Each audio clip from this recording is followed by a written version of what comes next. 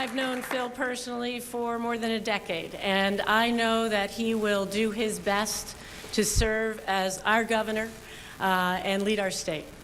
So to say this blue-collar kid from Barrie never expected this to happen is an understatement. From the Vermont PBS studios, this is Vermont This Week. Here's moderator Stuart Ledbetter. Good evening, everyone. I am Stuart Ledbetter. Welcome to Vermont This Week, a special live, expanded post-election edition of our program with a live studio audience who we'll be hearing from a bit later in this one-hour program. We'll be recapping many of the election results, the reaction to the election of Donald Trump, and the state races as well. A lot of numbers and analysis for you on our program this week. We'll get to all of it and introduce the panel after the headlines. First, as you saw up top, Republican Phil Scott defeats Democrat Sue Minter and in the process claims a mandate from voters. Progressives celebrate a big victory, securing the lieutenant governor's post. Senator Patrick Leahy and Congressman Peter Welch easily re-elected, though they will stay in the minority in Congress. Couple of big generational development votes pass in Chittenden County. And across our state on Tuesday, the Secretary of State's office estimates voter turnout at about 68%. We'll get into the results and the numbers and what it all means for Vermont going forward. But first, let's introduce our panel. We're pleased to welcome back to our modified roundtable Kyle Madura. He's a political reporter with WCAX. Jess Allo is here, a reporter with the Burlington Free Press. Neil Goswami is back. He's the bureau chief for the Vermont Press Bureau that serves the Barrie-Montpelier Times-Argus and the Rutland Herald. Paul Heinz is the political editor and columnist with 7 Days. And Peter Hirschfeld is with us. He's a political reporter for Vermont Public Radio. Welcome back.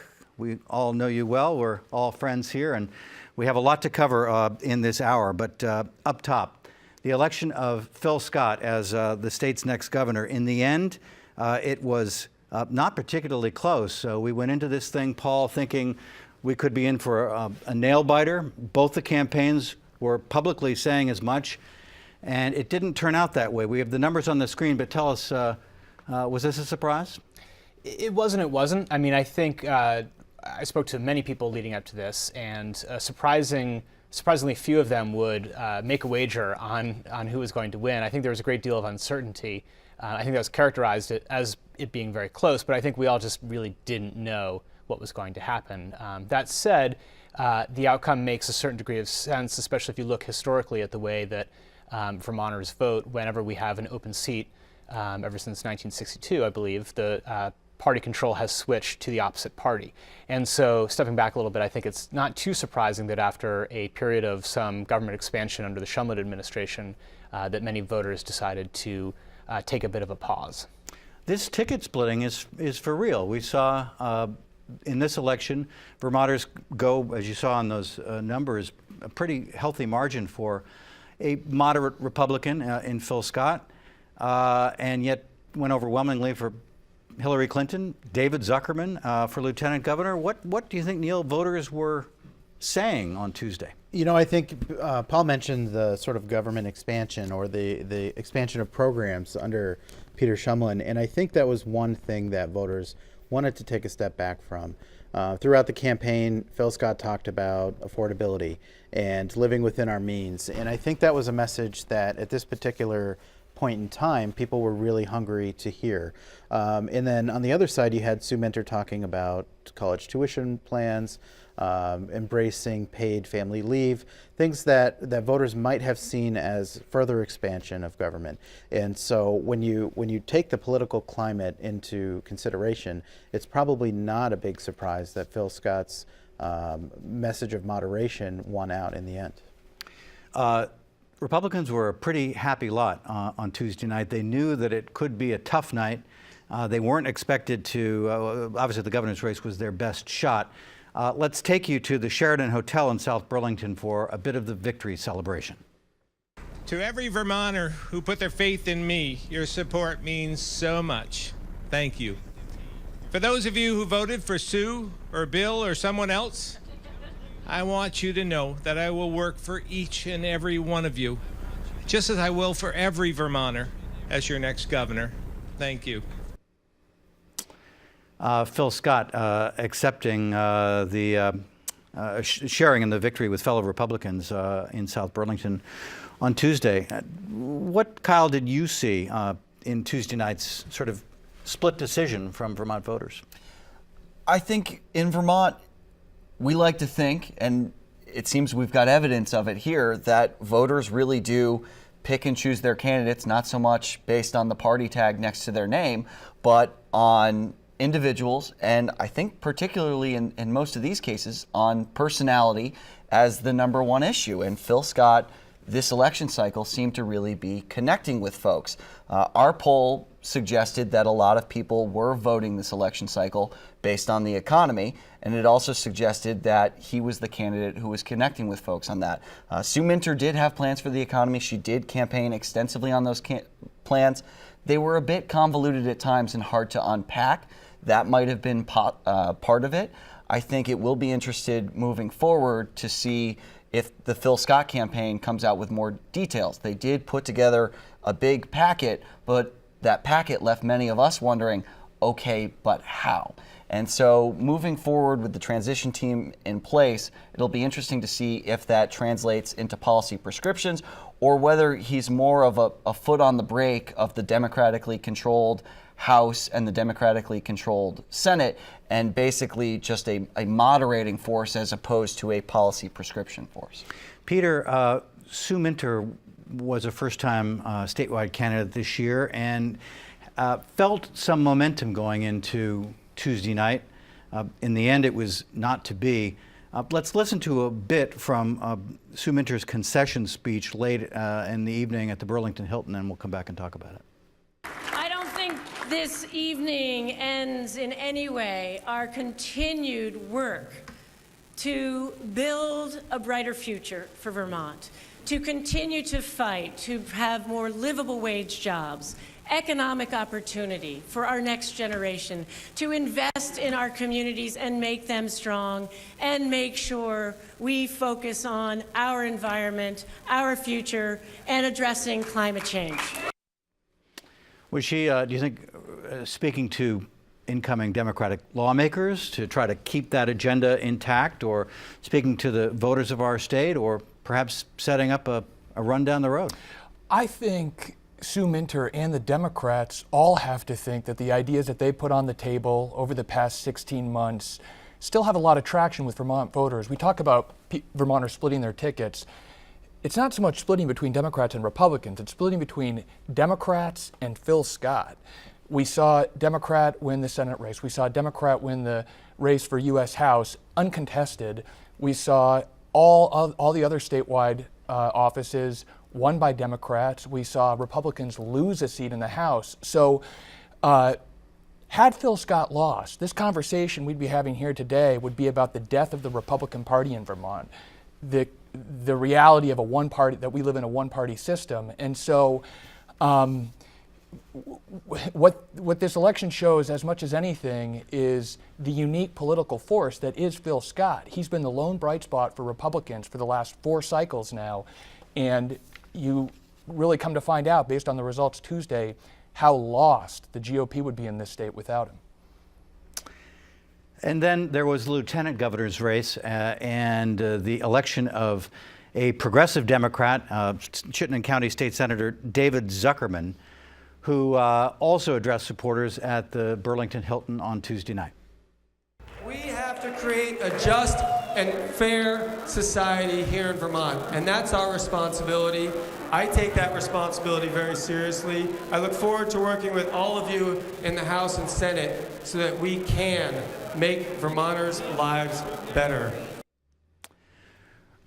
First statewide win for a progressive at this level. We have the numbers on the screen. Zuckerman was challenging former state auditor Randy Brock, who actually did better than some of the polling would have suggested. Just a 6-point margin or so, and Phil Scott's already talking about the possibility of incorporating Randy Brock in some role in the new administration. But Jess, how does that lieutenant governor's result look to you? It did surprise me that Randy Brock did as well as he did, but I think the thing that people are sort of missing in discussing Sue Minter and losing and David Zuckerman winning is that David Zuckerman also had an economic message. He was very closely tied to Bernie Sanders, who had an economic message. And like Kyle said, Sue Minter tried to put forward an economic message, but she never really fully articulated what that meant to Vermonters. I mean, she would talk about leveraging private and public investments to invest in downtowns, and it's very wonky that I don't think she really ever sold it, whereas David Zuckerman's been building a coalition of people for a long time. He's a small business owner, he's a farmer, and I think that's what really I see him doing so well because of that as well. And Randy Brock falls into that wonkish category as well. I mean, he loves diving into the details and discussing it, and sometimes that can be a tough message to really get across to voters. One of the numbers that stuck out to me is that Randy Brock got more votes on Tuesday than Sue Minter. It was tight. It was just a few hundred more. But I saw that and I was just sort of astonished. And I think Randy Brock proved himself to be a more palatable statewide candidate than some people, I'll say myself in that, thought he was. And he found something in the political current this cycle that attracted a lot of voters. Obviously, it wasn't enough in the end. But the fact that, David Zuckerman has ascended to the level that he has, I think he's created a roadmap for capital P progressives to follow in the future. Yeah, I would though point out that Randy Brock has run for statewide office in Vermont, 3 times now, 4 times. So, he has a fair amount of name recognition on the statewide ballot. David Zuckerman certainly does within Chittenden County, which has about a quarter of the state's voting population. But this was still his first statewide run, and he did fairly well in a lot of the areas outside of Chittenden County also. So how does Sue Minter come in at a statistical tie in the Castleton VPR poll 3 weeks before the election, followed by 2 statewide big high-profile pushes from the most popular politician in our state, Bernie Sanders, a massive advertising campaign, the Planned Parenthood fiasco, advertising blitz. We'll get to that in a minute and the effect that might have had. On-air advertising by the President of the United States, a push by the Vice President, and she ends up 9 points behind. Well, I think, number one, neither campaign believes the VPR poll showing a 1-point spread was ever realistic. Their own internal numbers, I think the Scott campaign had it closer to the CAX poll, and the Minter campaign probably had it somewhere in the 3, 4, or 5 point range. So neither of them really believe it was ever as close as the VPR poll suggested. But then again, there were a number of factors really. What we all thought was important turned out not to matter much at all in terms of the Sanders endorsement, the Sanders campaigning, the Barack Obama ads. Voters just weren't swayed by that.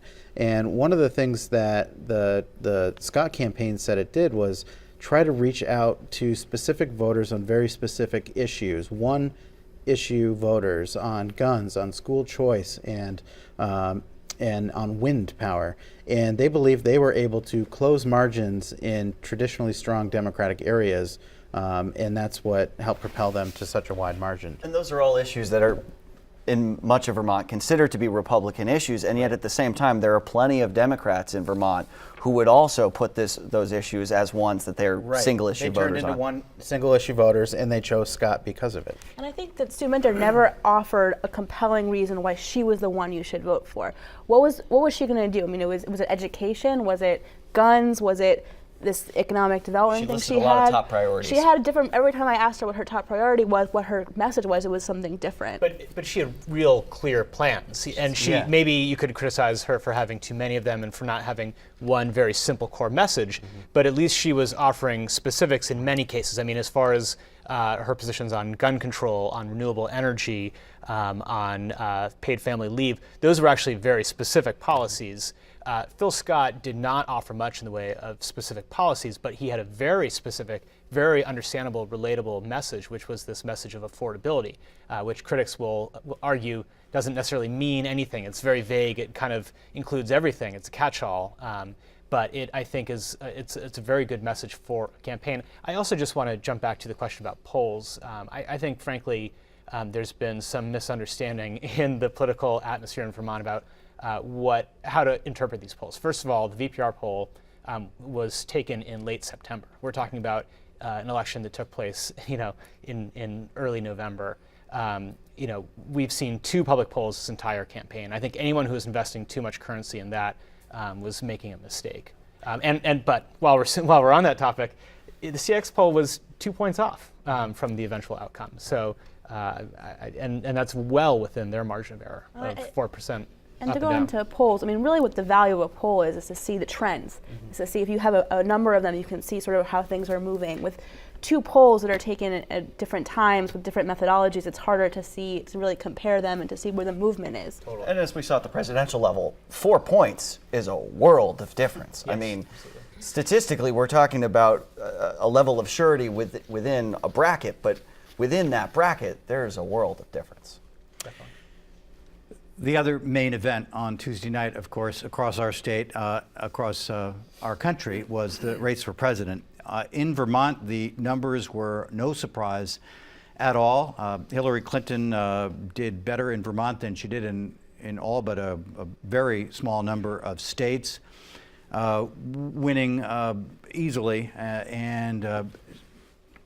Again, no surprise at all. Here was the first race called when the networks went on air at 7 o'clock. But let's show you a little bit about the mood inside the Democratic Party headquarters, where a lot of the oxygen was sucked out of the room when it became clear that Clinton, who was expected to win on Tuesday night, fell further and further behind in the electoral count, particularly losing some of those key battleground states. A lot of Democrats were out of that ballroom, huddled around monitors like this one, trying to find out what was going on. It was a wild dynamic and sort of a nervous tension that by, 2, 3 o'clock in the morning became clear that we were going to have an upset here.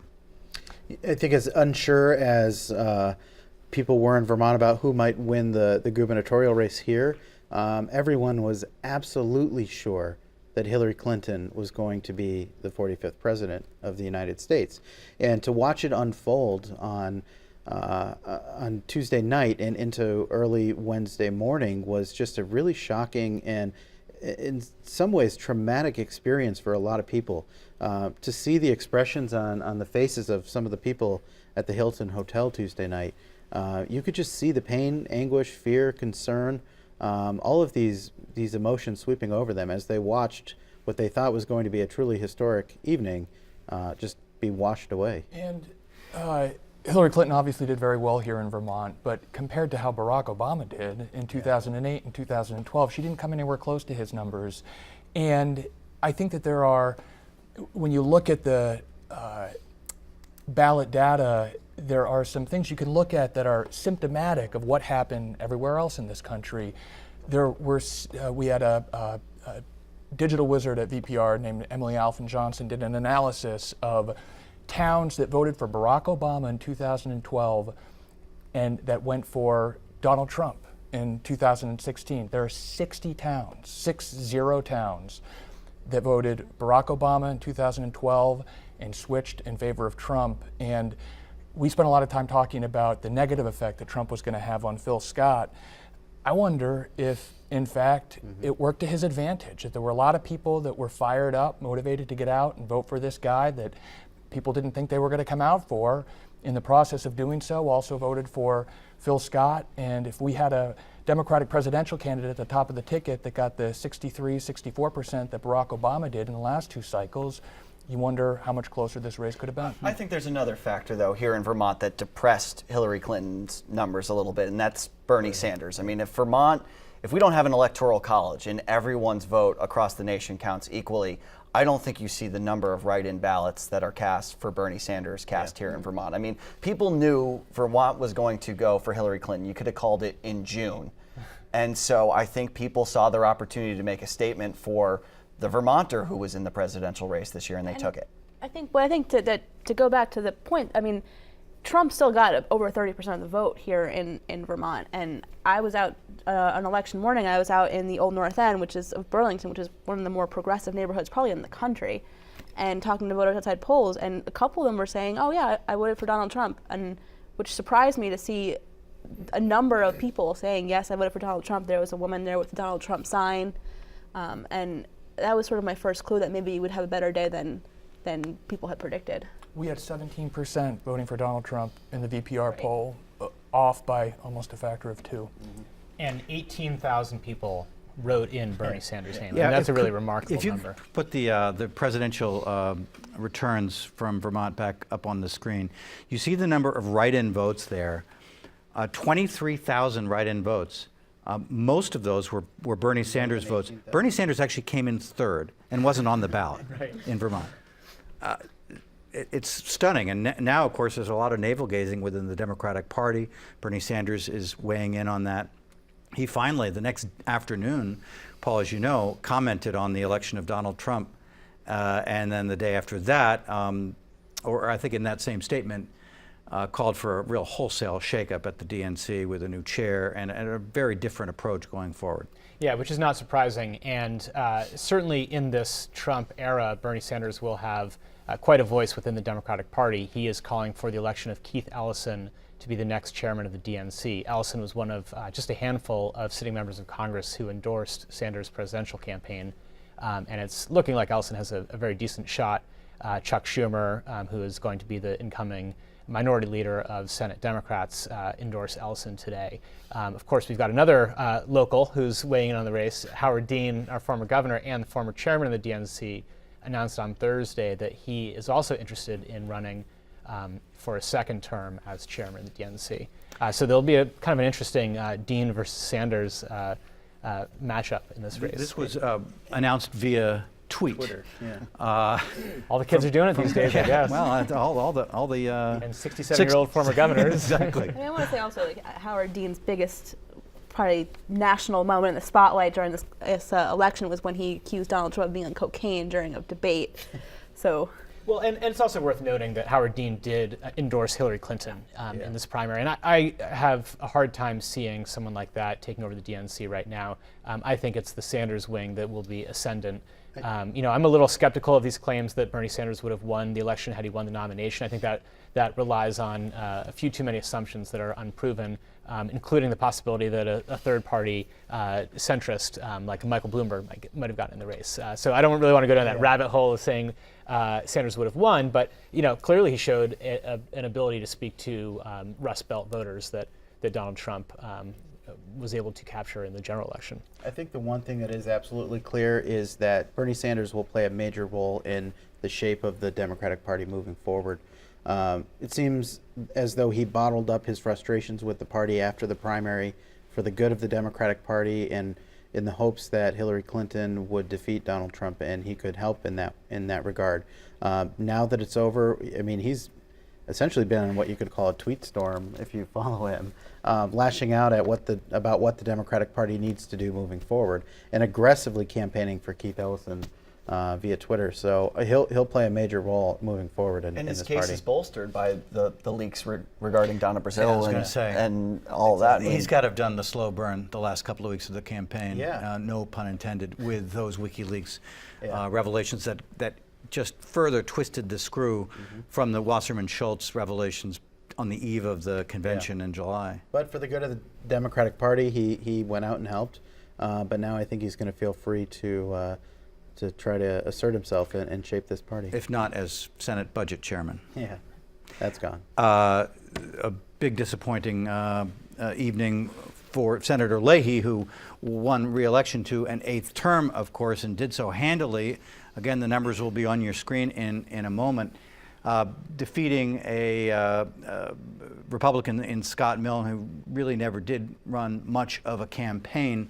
Although some people were surprised that Milne got as many votes as he did.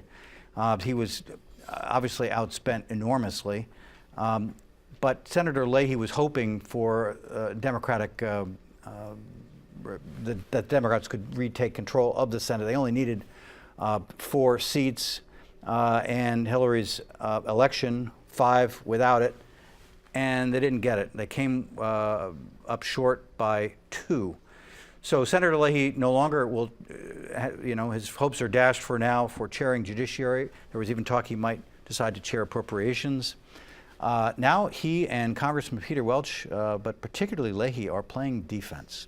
Yeah, it was sort of a great night for Leahy in some ways. He became the 5th person in U.S. history to win an 8th term. If he finishes out this term, he'll have been the 3rd longest serving senator in U.S. history. And yet at the very same time, he went from this hope of perhaps going into a Clinton administration as the chairman of the Judiciary Committee, confirming, this vacant Supreme Court position. I mean, he loves that kind of thing. Now he's going to be heading back as the ranking member still of Judiciary, fighting whoever Donald Trump decides to put on the court. That's not going to be a lot of fun for him. And on a personal level, he also will not be the pro tem again, which he also loved very much, and the security detail that came with it. And he's very, I think he was not expecting it. I was talking to him, we interviewed him, and we said, how are you going to work with Donald Trump if he was president? And how are you preparing for that? And he said, oh, he's not going to win.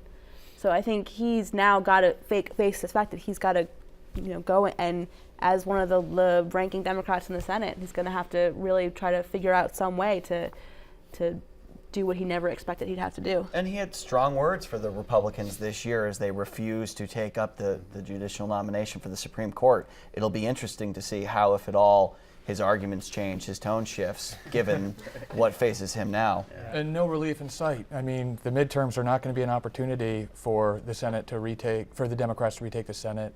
Why do you say that? He's looking at 40. Well, I mean, how many Senate elections do we have in 2000? 33.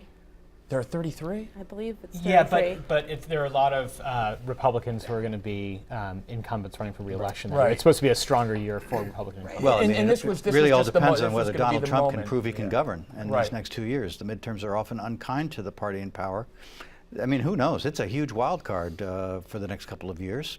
This was viewed, though, as a more favorable year for Democrats to retake the Senate than 2018 is going to be. And so it's, could be 4 years for Pat Leahy on this severe defensive posture Donald that he's Trump going is to be already in. sort of showing to prove that he's a wild card. He's already said, kind of starting to walk back his statements on repealing the Affordable Care Act.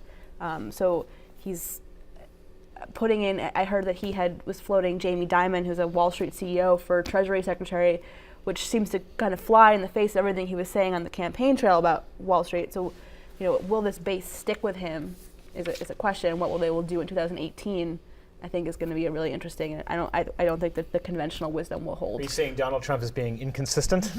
I mean, I don't want to take any risks. Well, Senator Leahy did address the crowd early in the evening at the Burlington Hilton, well before we knew whether the balance of power in the Senate would shift or who would win the presidential race. Let's listen. I'm here because you've honored me with 6 more years representing you in the United States Senate. I will never stop working every single one of those days. Leahy was up in his usual perch, Kyle, on the 7th floor of the Hilton, surrounded by his grandkids and some of his longtime and former aides, looking pretty happy. But then the oxygen was sucked out of the room, and we saw what was actually happening around the country. Yeah, I mean, people came into the room. He, as always, had his victory speech fairly early in the evening. He's always one of the first few to get up there on these sorts of nights, and for good reason. He pulls 60% plus generally. And even as the night was unfolding, you kept hearing, well, if this happens and this happens and this happens, it's still possible. I mean, the night went as poorly based on the electoral map as the Democrats or pollsters or anyone could have imagined. I mean, we had talked about 6 swing states, of which Hillary would only have to win 1, and they were looking at a dead tie. She had her blue firewall across the upper Midwest and Northeast that completely fell apart on her. There was a sense of denial in the room as it just kept looking worse and worse and worse. And I know I myself was sucked into the statewide numbers and would come up for air every 40 minutes. and myself was surprised, generally speaking, when the numbers just continued to hold.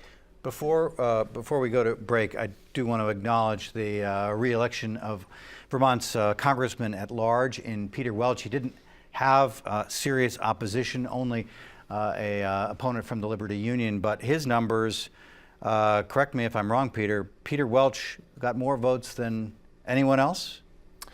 Yeah, probably had a built-in advantage for that, given Just a bit. the dearth of opponents in that race. But you know, Peter Welch's popularity among the Vermont electorate is undeniable. We all remember the time when we were looking at who was going to be in the governor's race, and there was that week there where we thought maybe Peter Welch was going to jump in. He eventually decided against it, but you know, he's has great purchase with Vermont voters who continue to elect him by large margins. He even got the Republican tag this year. Yes. So. I joked with him on Tuesday night that he was approaching dictator levels of voter support, and he didn't find it as amusing as I did.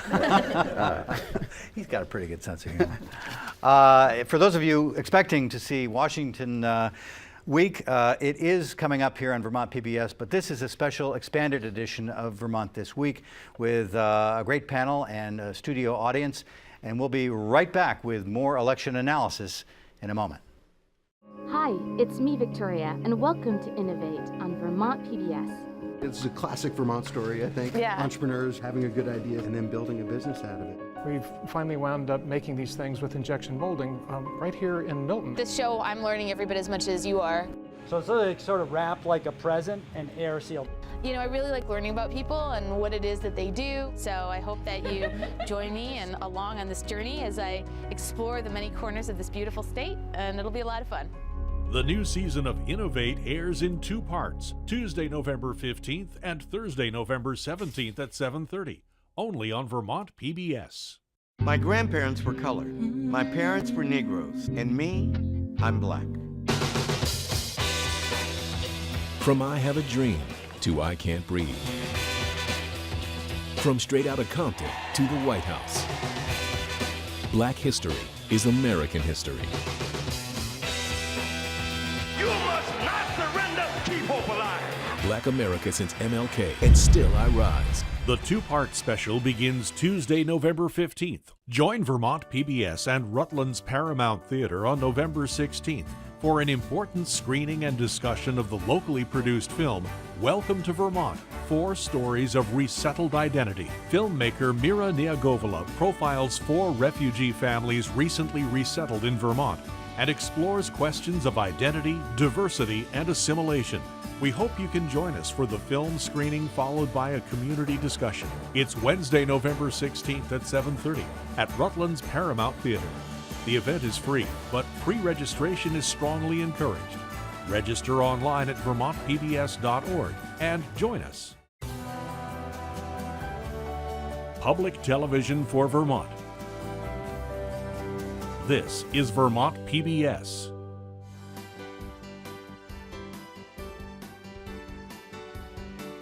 Welcome back. I'm Stuart Ledbetter here at the Vermont PBS studios for a special live edition of Vermont This Week with a panel of some of the best political reporters we have across our state, all regulars here on our Friday night roundtable. We talked about the shock that so many across our state felt when they got up on Wednesday morning and discovered that, in fact, there had been an unexpected outcome in the presidential race with the election of a real estate developer turned reality star in Donald J. Trump. Channel 3 sampled some of the voter reaction. Let's listen.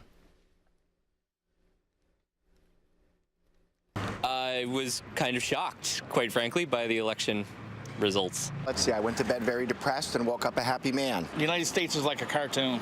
I mean, I didn't expect this. I didn't think he had a chance, to tell you the truth. I mean, I don't know what's going on with the world. Well, I'd like to see Trump do some of the stuff that he said he would do. Right, I don't expect him to be able to go through with everything he promised. You know, I mean, what president ever does. A sampling of reaction across our state. On Thursday, President Obama and President-elect Trump appeared together in the Oval Office, It was an image that many Americans never thought they would see. These two meeting each other for the first time. We obviously have unrest. We've had protests in urban areas across the country all week. We had a demonstration, a rally at City Hall Park in Burlington on Friday afternoon. It did not generate the 1,000-person turnout that some of the online registrations suggest, but still, I mean, do you feel, is the country going to come together and coalesce now? What will it take? Or is this going to go on for some time? What do you think, Neil? Well, I can tell you that I don't think it's going to come together anytime soon. As the son of an immigrant from India and another from Hungary, I can tell you that the concern that people have about what Donald Trump has said, the reaction that it's brought forth in millions of people across the country, it's something that people are very concerned about. And it's going to take a lot of work by Donald Trump to bring those people back into a place where they feel safe and a place where they trust him. Yeah, I think that I also come from an immigrant family, and I know a lot of women especially are feeling a little like this validates a lot of this talk about sexual assault, that it's okay. It puts us back in that field, and I think a lot of women are feeling that very profoundly today and this week. Donald Trump did go and attack the women who had accused him, and I think that's something that's very sobering. I don't really know how these people who are feeling very profoundly affected by that kind of just come together. I think it's going to take something pretty major to do that. Well, and especially in the face of the stakes that are out there right now. Roe v. Wade very literally could be on the table under a Trump administration, depending on how the Supreme Court nominations go. There are Planned Parenthood. He said he wants to defund that. 40% of Planned Parenthood's money comes from federal dollars. And so one would think that this would be more of a mobilizing force for the people that are concerned about a Donald Trump presidency than a time when they would say, well, let's see how it goes. Let's give him the benefit of the doubt and hope that he dials back on some of the inflammatory rhetoric and instead surprises us all with a more centrist approach to governing. There is that optimism among some that did not want to see him elected into office, that that's what's going to happen. But I think it's more likely that this will become a flashpoint for people that had expressed concern about Donald Trump up until this point and make it more of an organizing, mobilization moment for that swath of the electorate and perhaps bring people into the fold that weren't there leading up to the election. And whether the country does come together may hinge on whether we see that Donald Trump style pivot. I mean, many politicos expected that to come when he entered the general election. As we saw, there was a brief bit there, and then it was right back to the Donald Trump that we'd seen in the primary. On Tuesday night, or I should say Wednesday morning, as he was giving his speech, a lot of people watching thought he was starting to make that pivot again. Oh, yeah. If it holds, we might see the country at least move closer to each other in its divide. But if it's a pivot right back to the Donald Trump that we've seen throughout much of this campaign, then I think we're going to see the polarization we have for the last bit here. Some of the folks that he's inviting into the upper echelons of his cabinet are not exactly diplomatic in terms of how they deal with some of these. I think you're seeing that mobilization happen. I know in terms of women's health groups, Planned Parenthood, they're mobilizing already, and healthcare and reproductive rights may be one of the things that kind of become a flashpoint over the next few. But it's not just the new president. The new president will have a solid majority in the House and a winnable majority in the Senate. But the Democrats can continue to rely on that filibuster. That was the pain in their backside. Unless the Republicans, exercise the nuclear option and make everything just a 51 vote margin. Reconciliation could happen, yeah. Oh boy, we're in for a treat going forward, aren't we? At least the late night comedians are going to have plenty to talk about. They're already at it. Let's bring in some of our studio audience. We're pleased to have with us tonight a number of folks who've joined us here and Hallie, a Champlain College student, I think you are first. Please come to the microphone and ask us a question that we hope isn't too tough. I am curious how you think Burlington will be heard in Washington with not a lot of representation right now for the Democratic Party, which obviously is the leading political party in this state. Well, we actually did hear an interesting initial reaction from Senator Sanders that to the extent, I think, I don't remember the exact language, Paul, but to the extent that Donald Trump is serious about trying to help the forgotten working man and woman in this country, that he'll be with him. And there were sort of unusual, but to the extent that he wants to be X, Y, and Z, he's not with him. Yeah, I mean, I think Sanders will certainly be bringing Vermonters' voice and expectations to Washington. I think there's no doubt about that, and I think he will be listened to a certain extent. I think sort of a related question is how does Vermont fare as a state under President Trump? And we really have relied on so much federal funding over the years in so many ways. If you look at our healthcare system, it's largely built upon federal funding.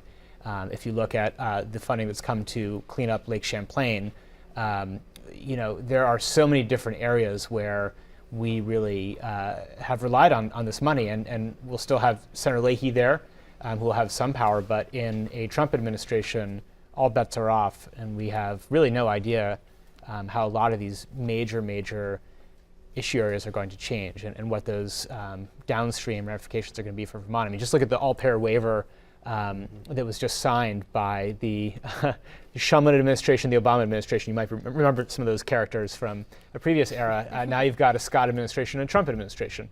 And we don't really have any idea what that is going to mean for even just that one particular. And I had a long talk with Phil Scott today actually about healthcare, and he's been very adamant that he wants to get rid of Vermont Health Connect and he wants to go to the federal exchange, which may not exist. And he's saying we'll have to wait and see. I'm not going to say what we'll do until we know what's going to happen, and that might be. And he said I'm committed to making sure Vermonters have insurance, and so. But he's basically saying we'll just have to wait and see. But in a weird way, the minority party does have the opportunity to be more vocal and less moderate, and that could shift to a degree, both at the national stage and with our representation in Washington.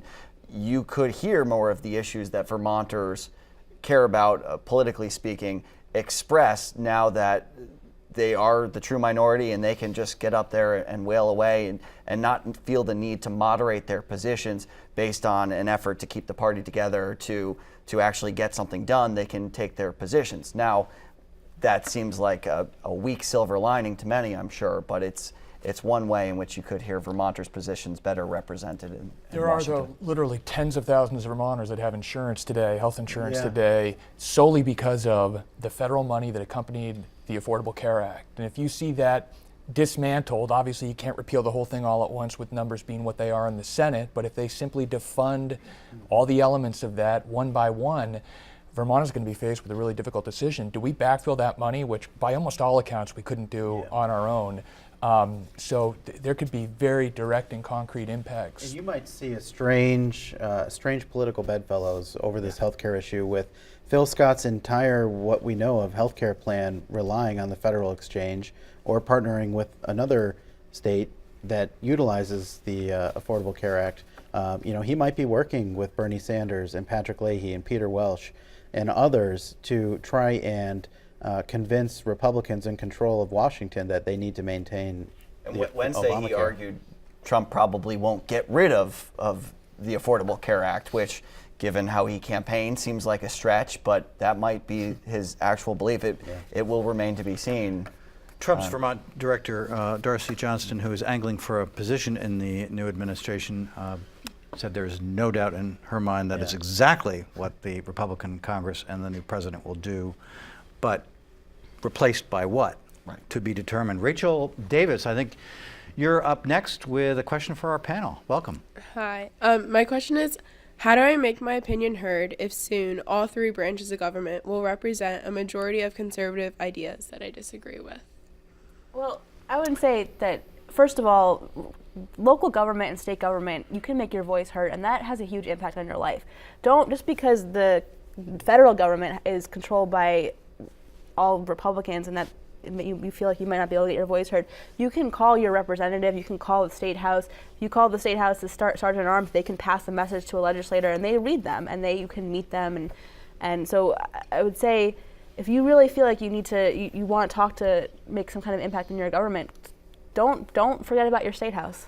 I think that's a really great point. I mean, I think Vermonters sometimes underappreciate how responsive their legislators can be. You often, I mean, we cover the State House. You'll talk to a legislator who will have made a decision on a very consequential issue because they heard from 4 loud people in their community, and that's fantastic. I mean, that really shows you that if you speak up and speak out, you will be listened to at this level, even with a governor, even with a member of Congress. So absolutely, and at least for the time being, we still have free speech and freedom of the press, and hopefully that will remain under a Trump administration. And you can go even lower.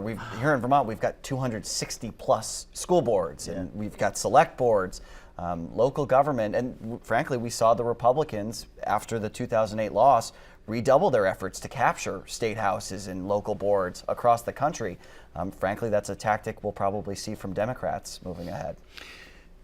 Governor-elect Scott met with reporters on Wednesday and announced that he is hoping to cast a pretty wide net as he works to fill key cabinet positions and other positions within his upcoming administration. He doesn't have a whole lot of time to do it, but let's listen to a little bit of Phil Scott at the State House on Wednesday.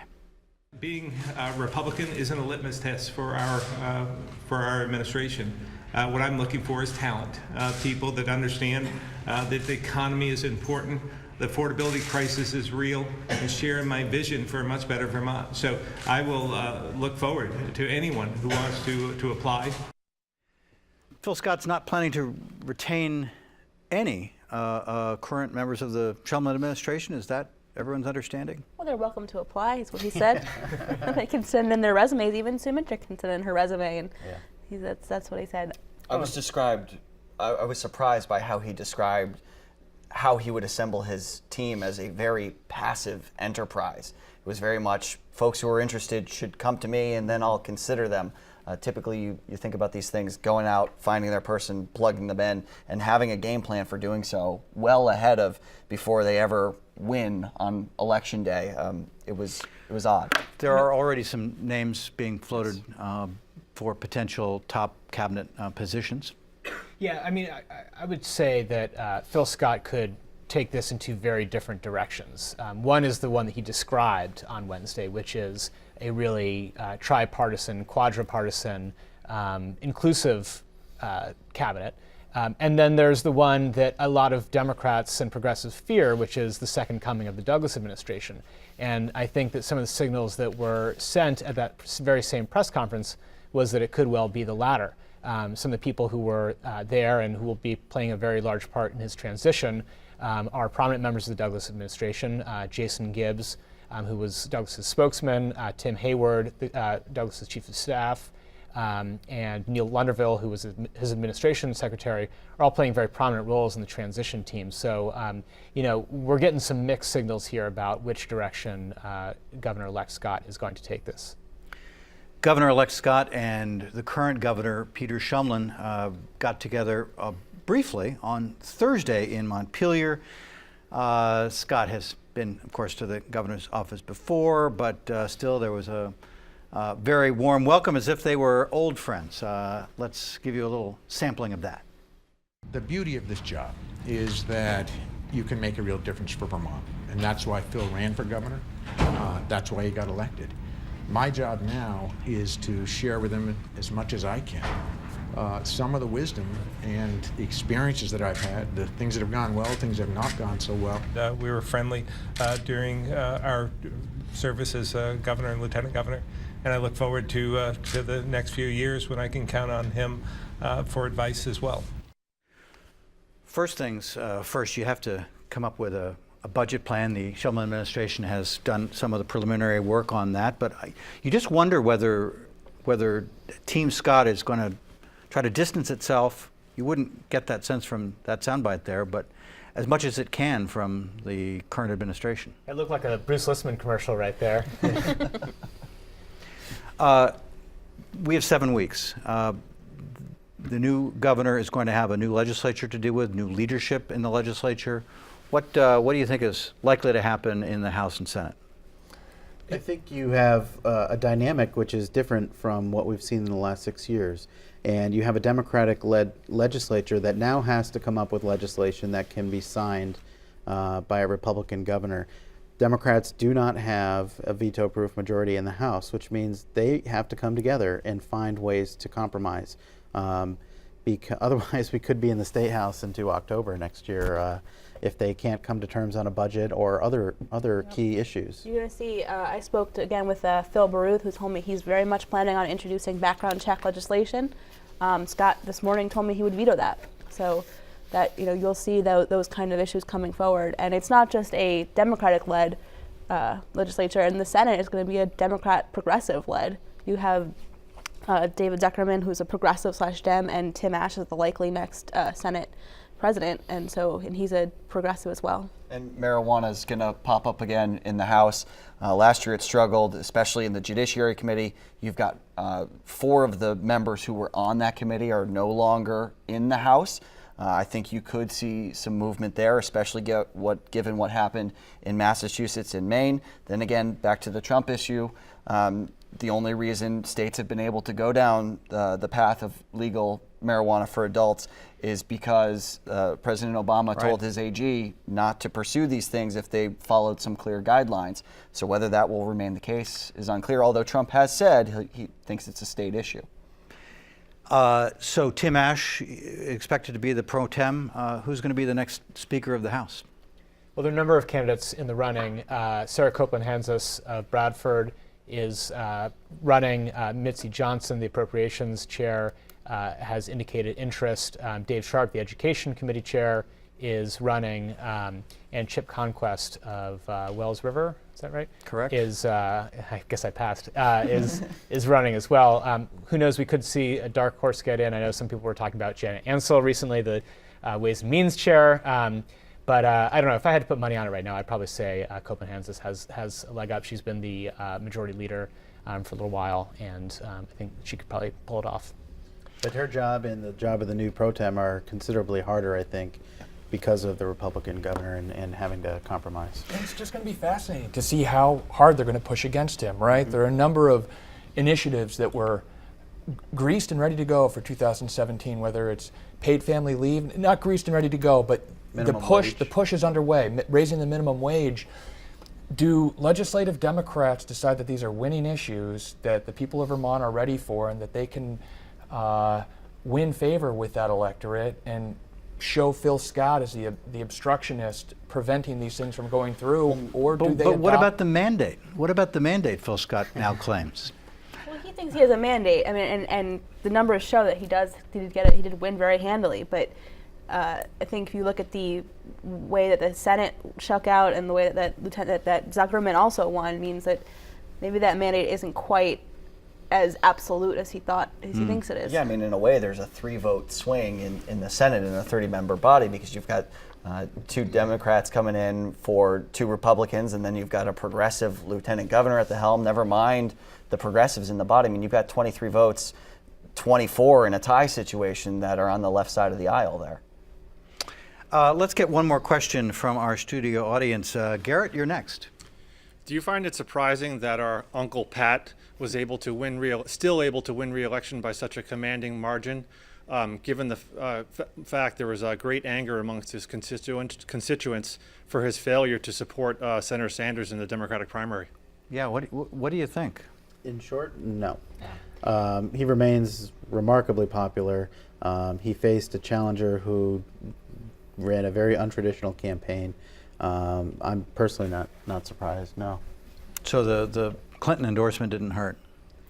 I don't think so. Yeah. I mean, I don't think it. He explained his reasoning for it, and again, he was going up against Scott Milne, who I think caught Governor Peter Shumlin a little flat-footed in 2014, and in an off year, which typically would benefit the Republicans. Leahy came out with his ads early. He spent some of that campaign cash he's been hoarding for a long time. It didn't seem like there was another candidate who would have challenged him in the race. Perhaps someone from the left could have made it a little bit closer. But yeah, I'm not surprised to see the outcome. He was in for Hillary well before it was a sure thing that Bernie Sanders would run. I just want to make sure before we run out of time that we do acknowledge the victory of the fact that Vermont's going to have a new Attorney General for the first time in almost a generation, and the Chittenden County State's Attorney T.J. Donovan, who did handily defeat a Republican newcomer in Deb Bucknam. And you see the numbers on your screen. Best and worst campaign of 2016. Paul, what do you think? Jeez. Well, I mean, God, this is such a lame answer, but best campaign, Phil Scott, because he won, right? I mean, worst campaign, gosh. Well, while you're thinking, Neil, what would you say? Come back to me. I think Phil Scott probably has to be considered as running the best campaign. Worst, I would say Scott Milne.